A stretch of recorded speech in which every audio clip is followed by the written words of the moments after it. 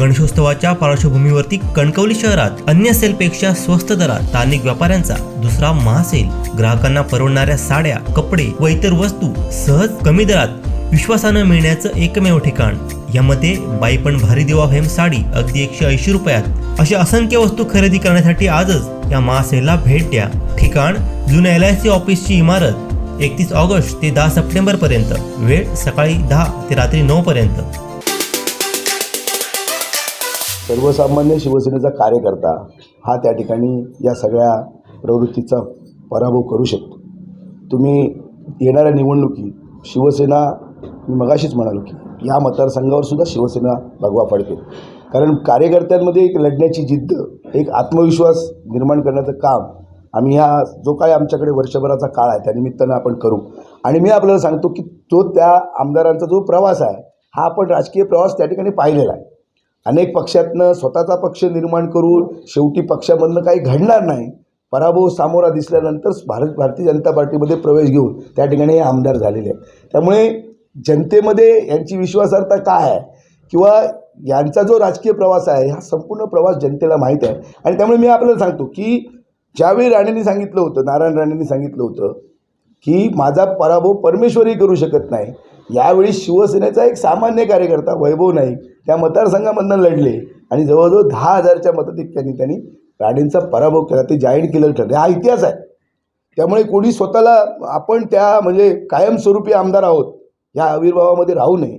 एखादा सर्वसामान्य कार्यकर्ता शिवसैनिक हा सुद्धा या प्रवृत्तीचा पराभव करू शकतो.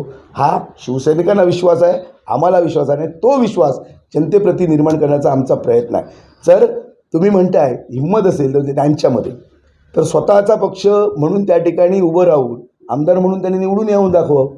जे पूर्वी या महाराष्ट्रामध्ये राज्य करत होते, अनेक आमदार स्वतः निवडून राज्यातनं आणत होते, त्यांना त्या ठिकाणी राज्यसभेचं खासदार व्हावं लागलं. ही राजकीय परिस्थिती आज निर्माण झालेली. त्यामुळे 25-50 आमदार स्वतः आणणारे नेते आज राज्यसभेचे खासदार त्या ठिकाणी झालेत आणि मंत्रिपद घेऊन शांत बसलेले आहेत.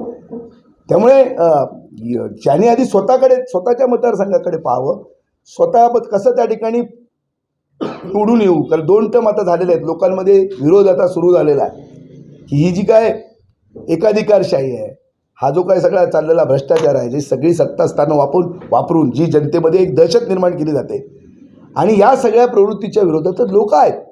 लोक त्या ठिकाणी लढणार आहेत आणि लोक त्या ठिकाणी न्याय देणार आहेत. आणि म्हणून मी आपल्याला सांगतो की माझा सर्वसामान्य शिवसैनिक हा या सगळ्या प्रवृत्तीचा पराभव करू शकतो. शिवसेना संघटना हा आमचा प्रयत्न राहणार. शिवसेनेची संघटना मजबूत त्या ठिकाणी उभं करणं आणि मी सांगितलं की शिवसेनेसाठी जनाधार निर्माण करणं आणि त्या ठिकाणी मग कोणीही उमेदवार राहिला तरी समोरच्या उमेदवाराचा राडे भाजपचा पराभव हा त्या ठिकाणी करू शकतो. मी तुम्हाला सांगतो हा मतदारसंघसुद्धा इतिहास घडवणार आहे. मी आपल्याला सांगतो, तुम्ही असणार आहात, मी आहे, तुम्ही या सगळ्या घटनेचे साक्षीदार असणार आहात की ज्या भ्रमामध्ये जे आज लोक वावरत आहेत की म्हणजे सगळी सत्ता स्थानं सगळे शिवसैनिकांना त्या ठिकाणी आमिष दाखवून फोडण्याचा प्रयत्न करून त्यांना पक्षामध्ये घेण्याचा प्रयत्न करून काय फरक आहे. या मतदारसंघामध्ये 13,000 मतं होती शिवसेनेला जेव्हा सुभाष मयेकर हे उमेदवार होते. ती मतं जवळजवळ आम्ही सगळे एकत्रितपणे काम केलं, संघटितपणे काम केलं. विनायक राऊत साहेबांच्या नेतृत्वाखाली 56,000 मतांवर आम्ही त्या ठिकाणी पोहोचलो. आज आमचा त्याच्यामध्ये जवळजवळ 70,000 ते 75,000 पर्यंत पोहोचण्याचा आमचा प्रयत्न आहे. आणि मी आपल्याला विश्वासानं सांगतो की वर्षभरामध्ये हा परिवर्तन होईल, बदल होईल आणि या मतदारसंघावर सुद्धा शिवसेनेचा भगवा फडकेल. याच्यावर कोणाची म्हणजे प्रतिमा किंवा कोणाचं व्यक्तिमत्व असण्याची गरज नाही. मी आपल्याला सांगितलं सामान्य शिवसैनिक सुद्धा त्या ठिकाणी पराभव करू शकतो. इतकी ताकद या संघटनेमध्ये आम्ही निर्माण करणार.